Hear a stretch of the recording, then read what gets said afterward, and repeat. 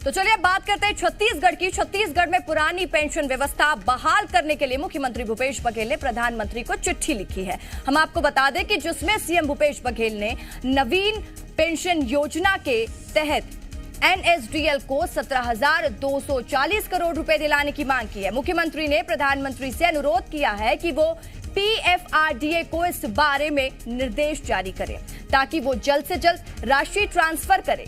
इससे पहले भी वित्त सचिव ने भी पीएफआरडीए के चेयरमैन को पत्र लिखकर राज्य सरकार के योगदान की कुल राशि का पैसा लौटाने की मांग की थी। भूपेश बघेल सरकार ने इस साल के बजट में कर्मचारियों के लिए पुरानी पेंशन व्यवस्था लागू करने की घोषणा की थी।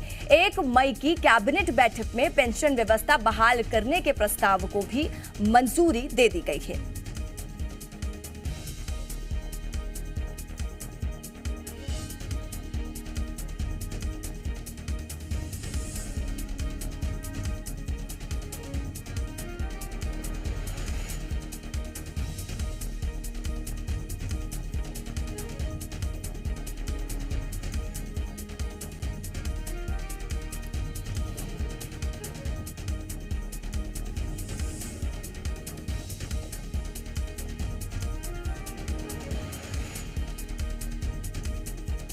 चलिए हम आपको बता दें कि सीएम भूपेश बघेल ने पुरानी पेंशन व्यवस्था बहाल करने के लिए पीएम को चिट्ठी लिखी है, जिसमें सीएम ने भूपेश बघेल ने कहा है कि नवीन अंशदायी पेंशन योजना के तहत एनएसडीएल को 17,240 करोड़ रुपए दिलाने की मांग की है।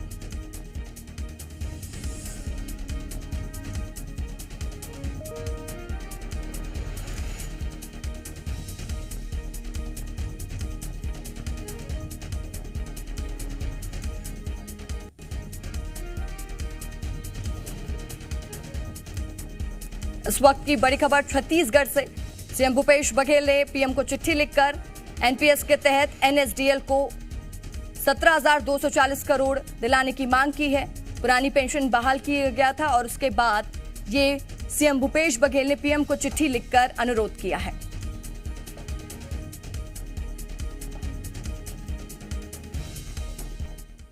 हमारे साथ रायपुर से जी मीडिया संवाददाता सत्यप्रकाश जुड़ चुके हैं। सत्यप्रकाश, सीएम ने पीएम को चिट्ठी लिखी है और साथ ही ये कहा है कि नवीन अंशदायी पेंशन योजना के तहत एनएसडीएल के जो भी कार्यकर्ता हैं 17,240 करोड़ दिलाने की अनुरोध भी किया है। क्या जानकारी?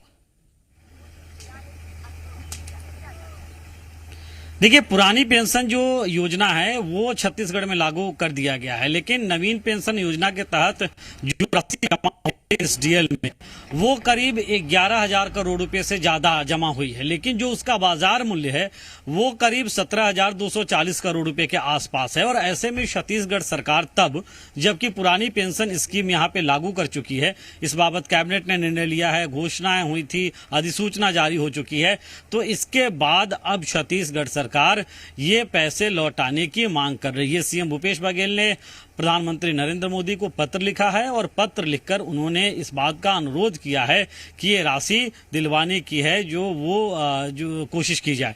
साथ साथ अगर हम कहें तो जिस तरह से सीएम भूपेश बघेल ने पत्र में जिक्र किया है उसमें उन्होंने इस बात को स्पष्ट तौर पे लिखा है कि ये जो है छत्तीसगढ़ सरकार का संप्रभु निर्णय है और ऐसे निर्णय जो है संघीय ढांचे में कोई राज्य सरकार ले सकती है। साथ साथ उन्होंने ये भी पत्र में लिखा है कि इस तरह के जब निर्णय लिए गए हैं तो उसके इम्प्लीमेंट की जब कवायदे की जा रही है तो उससे रोकने की कोशिश भी नहीं होनी चाहिए। उनके पत्र में जो है इस तरह के भी संकेत दिए गए हैं। तो कमोबेश अगर हम कहें तो ये राशि लौटाने की मांग जो है वो की गई है। बड़ी धनराशि है ये, और ये राशि अगर लौटती है तो इन्हें फिर से जो है वो एक अलग बैंक अकाउंट में जमा किया जाएगा और बाद में इसमें से लाभ जो है वो जो कर्मचारी हैं जो जिनके पेंशन जमा हुए हैं उनको भी मिलेगा। तो कमोबेश सरकार की ये कवायद है, लेकिन अब देखना होगा कि केंद्र सरकार स्तर पर इसमें होता क्या है, क्योंकि एक बड़ी जानकारी ये भी मैं बता दूं कि पिछले दिनों ही छत्तीसगढ़ की जो वित्त सचिव हैं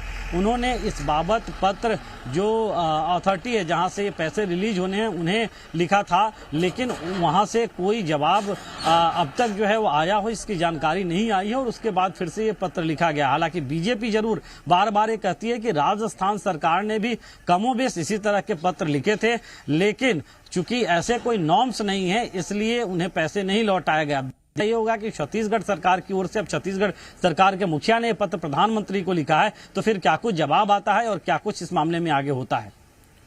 जी सत्यप्रकाश, अब हमारे साथ बने रहिएगा। खबरों में बने रहने के लिए आप हमारे फेसबुक, ट्विटर और इंस्टाग्राम पेज को फॉलो कर सकते हैं। लेटेस्ट अपडेट के लिए आप हमारे यूट्यूब पेज को सब्सक्राइब भी कर सकते हैं और हाँ, बेल आइकन पर क्लिक करना न भूलें।